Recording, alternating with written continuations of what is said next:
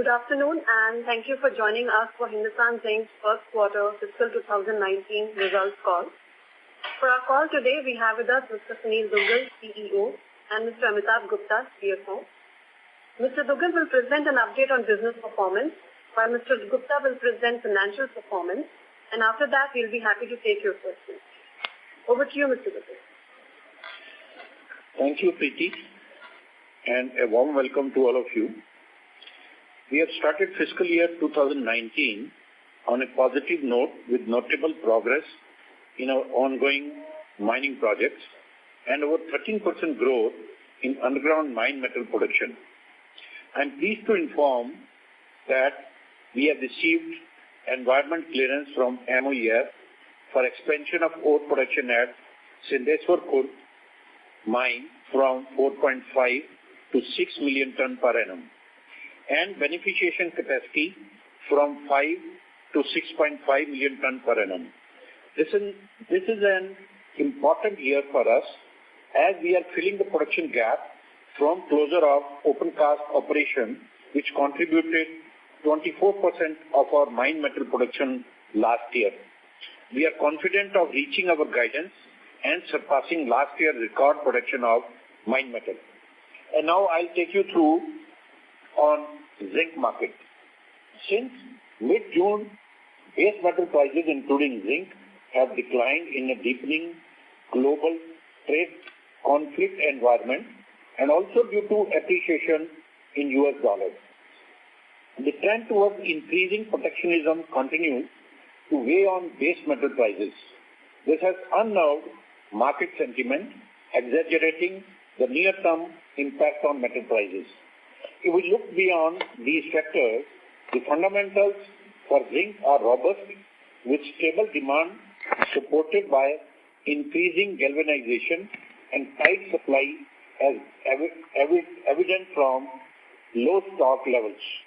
Market is expecting about 2% annual growth in annual zinc demand over the next 5 years, which is slightly lower than 2.7% annual growth since 1990.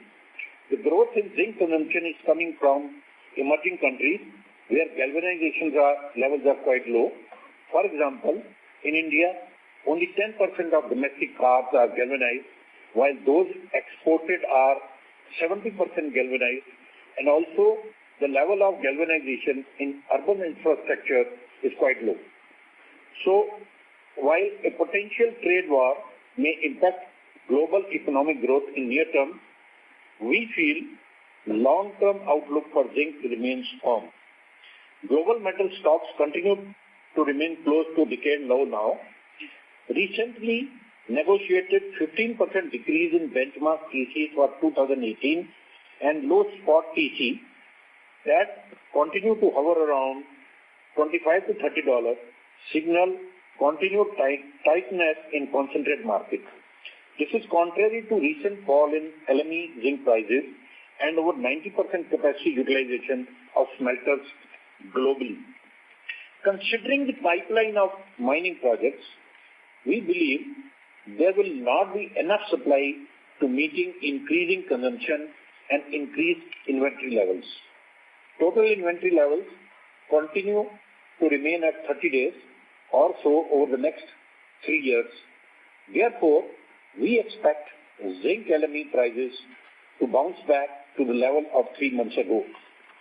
Now, I'll give you an update on our operating performance. Underground mines ramped up during the quarter with mine metal production up from previous quarter by 7% and 13% from a year ago, despite some issues in Rampura Gucha underground mine, which have now been resolved. Overall, mine metal production was 212 KT, lower by 17% from last quarter and 9% from last year, primarily on account of closure of open cast operations. Last year, 24% of mine metal production came from open cast mine, and as the year progresses, we are confident of more than filling this gap. Zinc metal production during the quarter was 170 KT, in line with availability of zinc mine metal. Integrated lead production was 42 KT during the quarter, up 20% YOY, in line with the availability of lead mine metal and down 16% sequentially due to maintenance-related shutdowns, which obviously are taken in Q1. Integrated silver production was 138 ton, up 20% YOY on higher SCM production and silver grades. Sequentially, silver production declined by 19% in line with the lead production. In FY 2019, we will maintain our momentum in underground mine production, which will increase progressively every quarter. We maintain our guidance of higher mine metal and refined zinc lead versus the level set in FY 2018, and also silver production to be in the range of 650 to 700 tons. Now an update on the progress of expansion projects during the current year.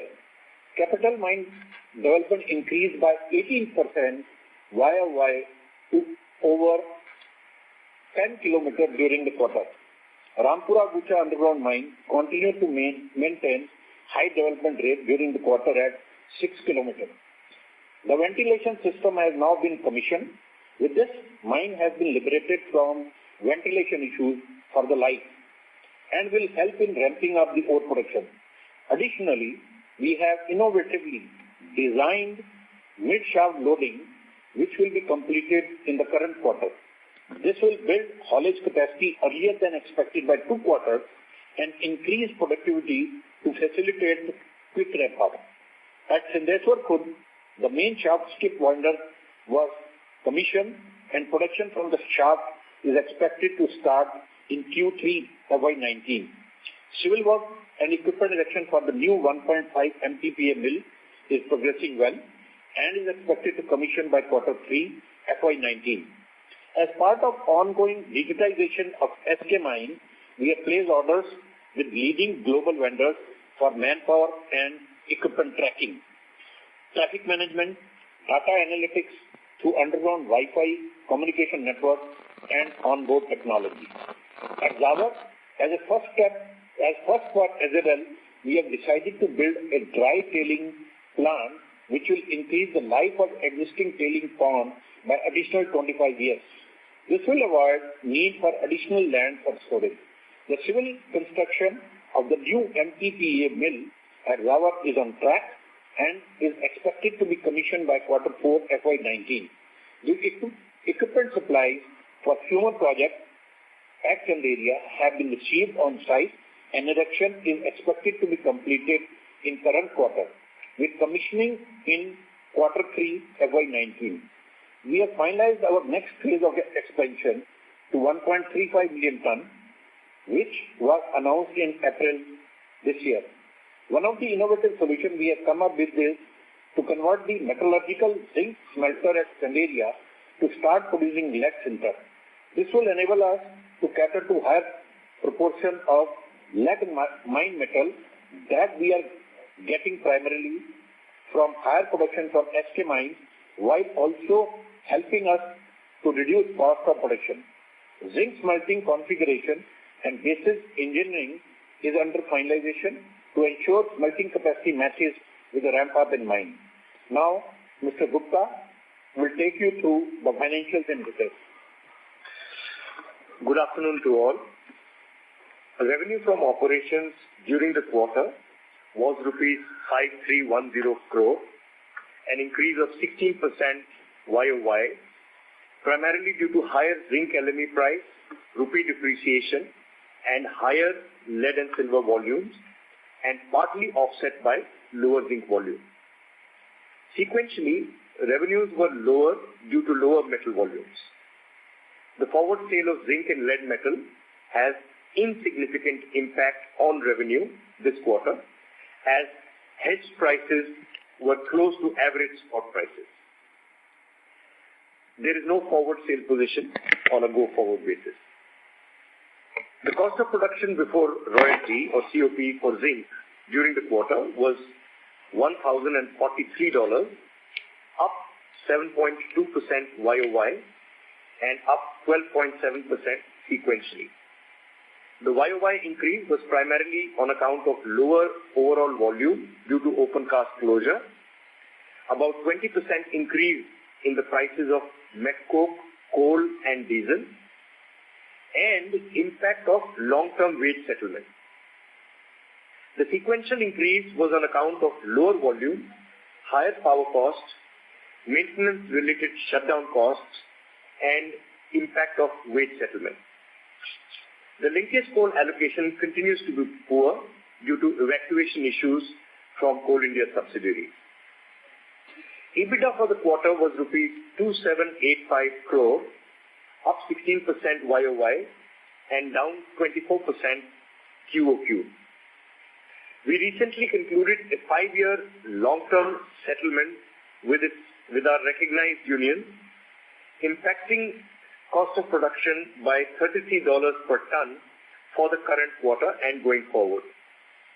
EBITDA was also impacted by arrears of 125 crore rupees related to wage settlement. The resultant net profit for the quarter was rupees 1918 crore, up 2% YOY and down 23% sequentially, in line with EBITDA.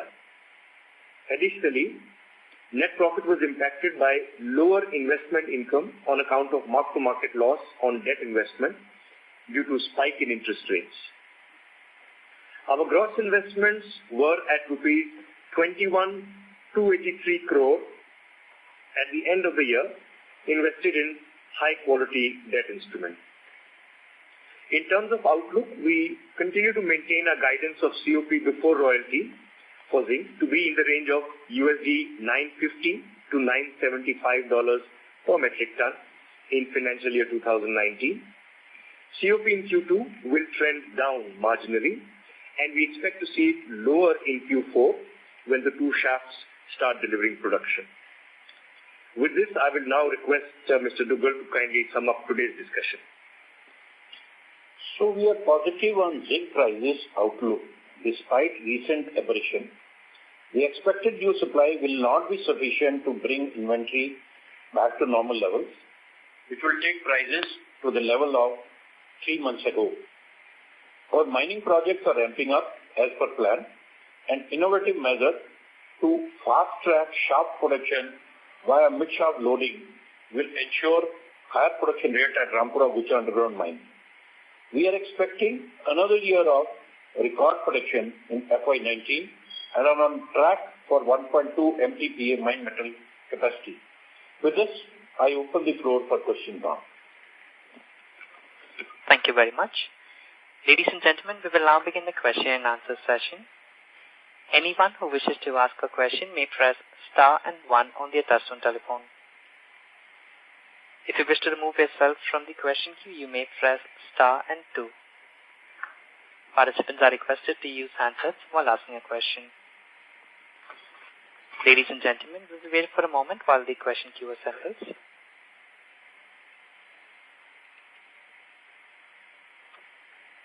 The first question is from the line of Sumangal Nevatia from Macquarie. Please go ahead.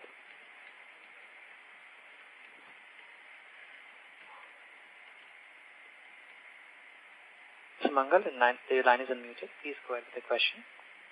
Yeah, sorry. Good afternoon. I have a couple of questions. One on the cost side. Your commentary mentioned about commodity cost inflation and wage cost impact. But you've maintained your full year guidance. So, both commodity cost and wage revision, was it on expected lines? So, the long-term settlement or wage agreement was slightly more than what we had expected. So, there is a going forward impact of $33 per ton. However, as our volumes start ramping up, we expect that the cost would soften. And plus, in this quarter, we did not get any linkage or virtually very limited linkage. So, the areas of the linkage will also start coming in from the next couple of months is our expectation. So our anticipation is that as the volumes go up, our costs will start trending downwards. So we are maintaining our guidance at 950 to 975. So if I can add on the employee cost, what has gone up as we have entered into a long-term settlement with the Federation or the unions. So what is happening is that in the current quarter, we have launched a VRF scheme, and the response as such is that there could be number which may come up to the extent of, offsetting the major portion of the cost, and this is the way we may expect our cost to come down going forward. Also, in the coming quarters, we expect Rampura Gucha performance, underground mine performance to improve, which will help us from a grade perspective and hence on the cost perspective. So this quarter, for this $33 impact of wage cost, was there any provision for previous quarter, the previous years also accounted in this quarter? No, not in the COP. Okay, understand. Just continuing on this, for full year, midpoint guidance is 960. So now, remaining 3 quarters ask rate is around 940. So it's almost around $100 cost reduction. Is it possible to break as to how much will come from, what is the assumption in commodity price deflation to contribute towards this, and how much will shaft commissioning, etc. will contribute? I'm afraid I don't have numbers off the cuff, but we can certainly, talk offline. No, but these are the major drivers, I would say, that these are the major drivers of the cost. As the hauling starts from there, the volume goes up, the grade comes higher because of the higher contribution from the Rampura Gucha. Because if we look at the current quarter, the last quarter, whatever the loss has come, basically it has come primarily from Rampura Gucha, and going forward, as we have spoken in our commentary, that there are a couple of key events which have happened, or one of the 2 events which are likely to happen in the next 7, 10, 15 days time. So these are the 2 events which will raise the volume from Rampura Gucha, and the overall grade jumps up. So 3, 4 things, then VRS, the linkage realization. So these are 4, 5 factors which will be mainly responsible to, push our cost back to the original level. So to an extent, this spike was not unexpected, coming after being the first quarter after open cast closure. Understand. All right. Just one last question from the modeling perspective. On 1.2 million ton, what will be a zinc and lead breakup, given that lead, of course, the proportion is increasing, given the mine mix? So it's about 25% of lead as it is ramping up. Understand. All right. Thanks and all the best. Thank you. The next question is on the line of Amit Dixit from Edelweiss. Please go ahead. Yeah, thanks for the opportunity, sir. I have a couple of questions. One is that if you could let us know the zinc grade in Q1 and how does it compare YOY and QOQ, and what is your expectation of overall zinc grade for FY19? So we don't give individual grades for zinc or lead, but our overall grade was 7.64% for the quarter. This was compared to a year ago, that was 8.41. So there is a fall in the grade. Even sequentially, if I look at the prior quarter, it was 8.74. So from 8.74 to 7.64 this quarter, there's a 1% fall. But again, it's on expected line because this is the quarter immediately after closure of open cast. So the overall grade for the year is expected to be around 8%. Okay, fair enough. Sir, the second question is on linkage coal. How much out of our total sourcing, how much was through linkage in this quarter, and how is this quarter looking like Q2? How much you are receiving through linkage?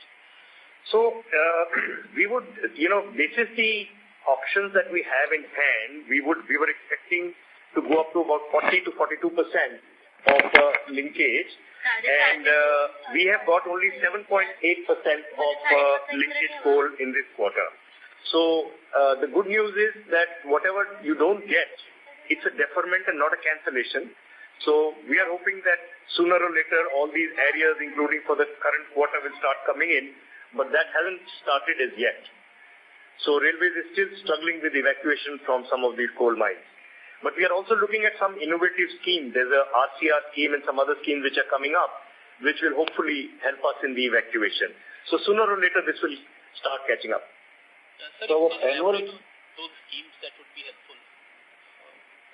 So currently, the railways scheme is in a manner that you have to take it to, the Coal India's or their subsidiaries railway siding, and from there it can be loaded onto rakes. Now there's a new scheme which has come up, which we are looking at participating in, and there you can take it to a private siding.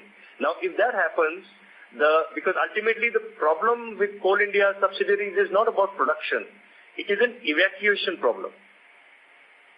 So we are still examining some of these kind of schemes. Okay, great, sir. Thank you so much and all the best. Thank you. Thank you. The next question is on the line of Rajesh Lachani from HSBC. Please go ahead. Yeah, thanks, sir. Sir, as you rightly mentioned that zinc prices have plunged because of the concerns regarding trade wars, and you expect the prices to rebound.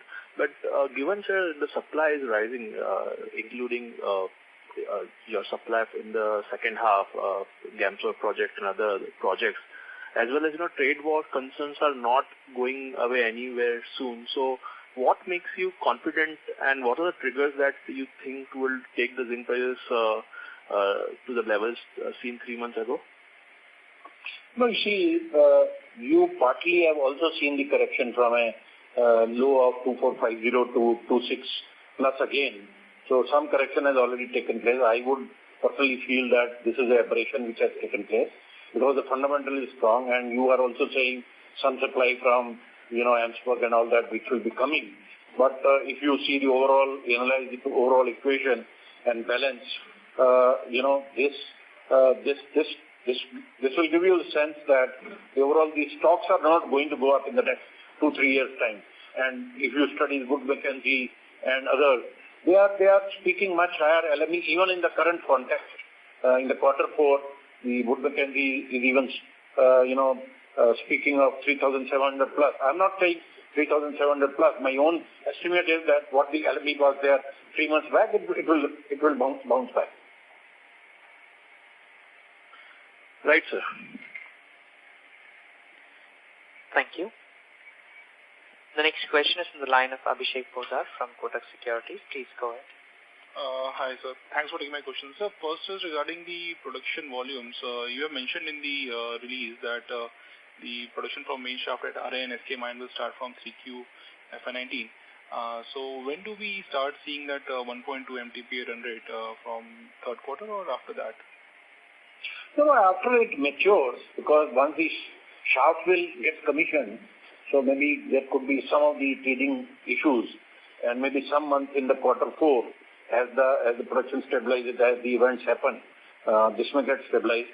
But as I spoke in my commentary, which I suppose all of you must have understood, that there is an early opportunity we have found in the Rampura Gucha, because necessity is the mother of invention, they say.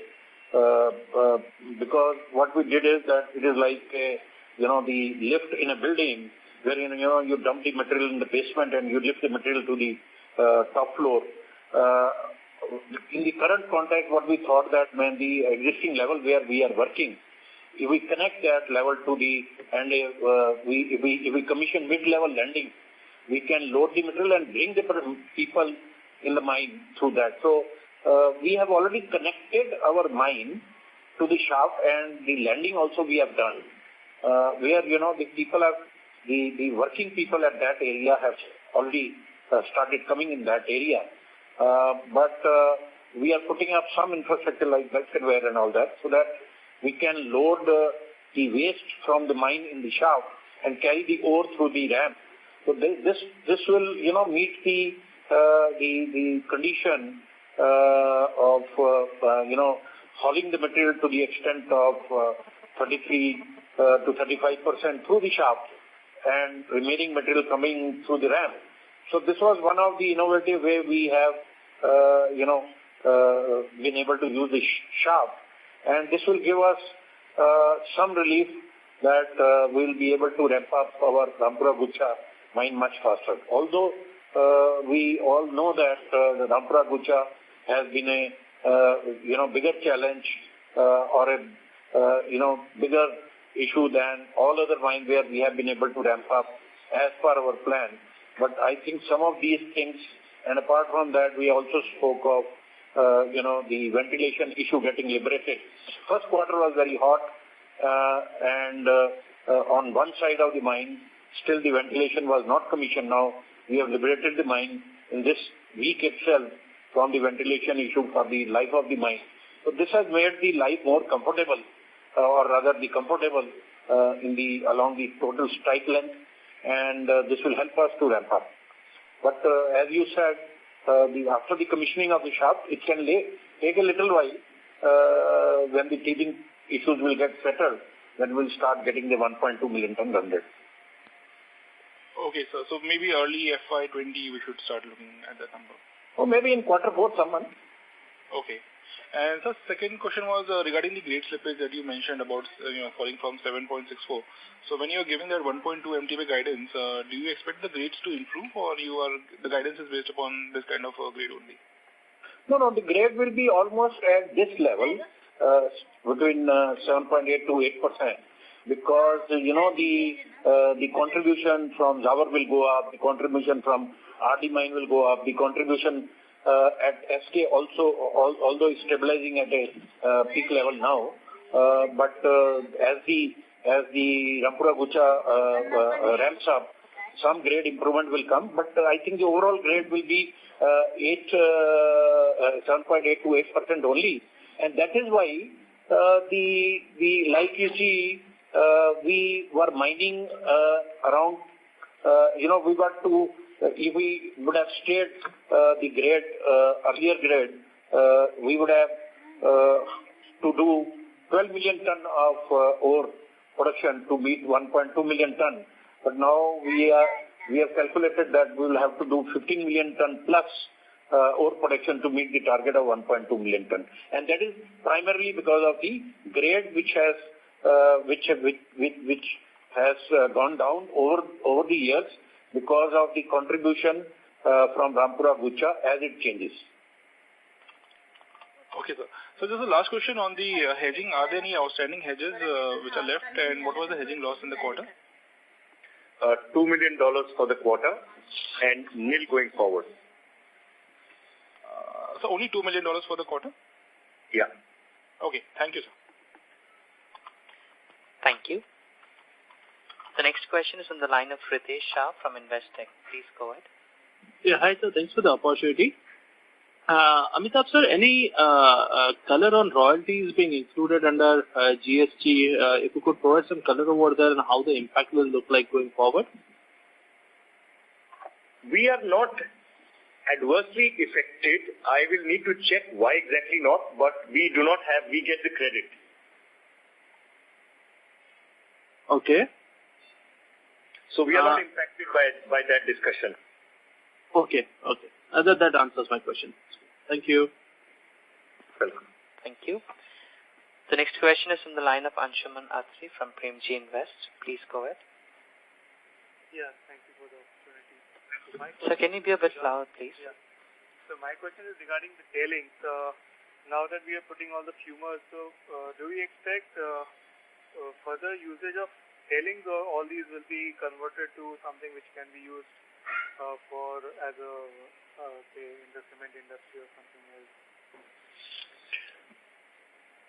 Yeah, so this is the first fumer which is going to get commissioned, and this will convert the xerosite into a slag, which will substitute the clinker, replace the clinker in the cement industry, and this is almost equivalent to the the slag, granulated slag which is produced by the steel industry. And going forward, we will have to put up the fumers in all our hydro smelters. so that we become the zero waste company. Okay. And the second question is regarding the cost. So this 960 mid-range in dollar terms, and so do we expect, given the rupee volatility, are you expecting a similar conversion rate, or it's like in the dollar term it will be constant, but in rupee terms? That's the question I normally ask you. No, I think I personally don't think. I think that the rupee will bounce back. That's our expectation.